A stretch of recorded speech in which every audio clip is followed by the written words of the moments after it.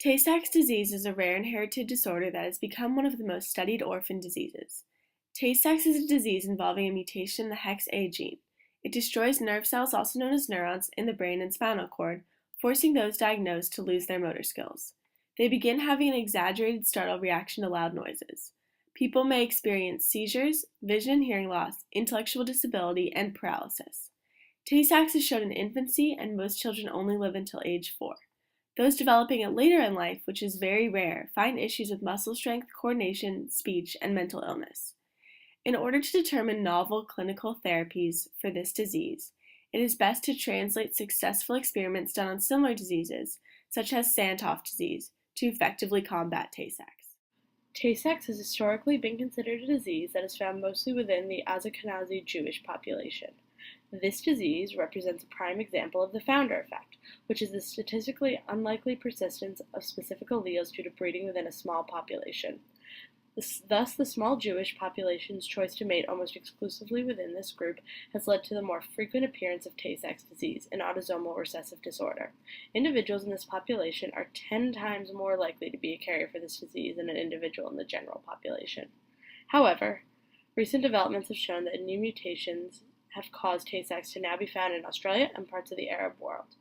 Because the allele for this disease has now spread significantly through the world, a methodology for the treatment of this disease must be explored. On a biomolecular level, Tay-Sachs is caused by a mutation in the hex-A gene.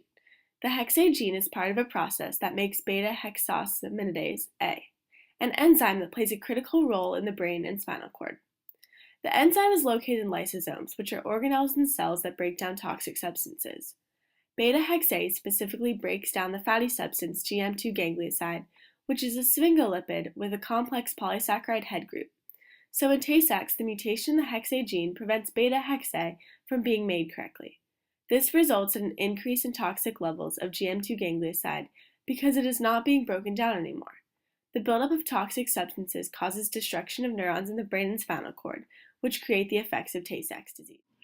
Currently, there are no treatment options for Tay-Sachs, so various therapies are being explored by comparing the disease with similar pathologies, including the technology of biomarkers.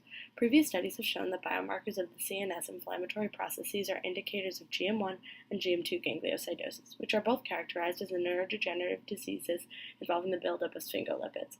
The varying degrees of the inflammatory markers can determine the infantile versus juvenile forms, which aids in determining the rate of degradation. Biomarkers are typically measured either from bodily fluids or based on brain activity using tests such as MRI. By analyzing the bodily fluids of individuals with Tay-Sachs disease, Sandhoff disease, and GM1 gangliosidosis, it was determined that there was a higher concentration of 5 markers than those depicting the pathology of infantile gangliosidosis. These markers indicate that the progression of this disease can be followed by observing the concentration of these markers in a patient. Therefore, these markers can be the backbone to determining if novel therapies are treated. For example, a recent study of Sandhoff disease in cats has spread light on using biomarkers to assess the therapeutic efficiency of AAV therapy. AAV therapy is a form of gene therapy that uses adeno-associated virus vectors as the host for the recombinant DNA trying to be introduced into the cell. Sandhoff disease is very similar to Tay-Sachs disease. Sandhoff disease affects hex-A-B enzymes, while Tay-Sachs affects only hex-A. In pathology, they are almost impossible to differentiate and are both GM2 gangliosidoses. Therefore, if a treatment is effective in combating Sandhoff disease, it could also work with Tay-Sachs disease. Biomarkers were used to assess the approaches to AAV-mediated gene therapy, which can translate to judging the relative effectiveness of other possible treatments for Tay-Sachs, such as enzyme replacement, chaperones, and substrate reduction. The injections of these AAV vectors into the brains of cats seem to mitigate symptoms, and normalized biomarkers often seem to be dramatically increased in patients with Tay-Sachs and Sandhoff disease. The vectors used encoded hex-A, B, C, D, and Cs, which aim to override the mutation and translate only the correctly functioning lysosomal enzymes. Possible treatment for Tay-Sachs disease that has worked with other diseases is chaperone therapy. Chaperones are proteins that help with the folding and unfolding of structures and stabilize the conformation of mutant proteins. Chaperone therapy has been used as an approach to storage diseases such as Sandhoff disease. Tay-Sachs is also a storage disease because there is a problem with breaking down GM2 ganglioside, and it starts becoming incorrectly stored. Chaperone therapy allows the mutated protein, in this case hex-A, to stay in the lysosome and increase in amount, as opposed to being removed, in order to restore the metabolic functions. The chaperones, which are competitive inhibitors of hex-A, allow the mutated protein to get to the lysosome, and restore the lysosomal concentration of the mutant enzyme, which it started to lack, which caused the toxic buildup. With cases of Sandhoff disease, chaperone therapy treatment showed an increase in HEX activity, enough of an increase to sufficiently limit the accumulation of GM2. Because this treatment has worked with such a similar disease, there is a high chance it could work with Tay-Sachs as well.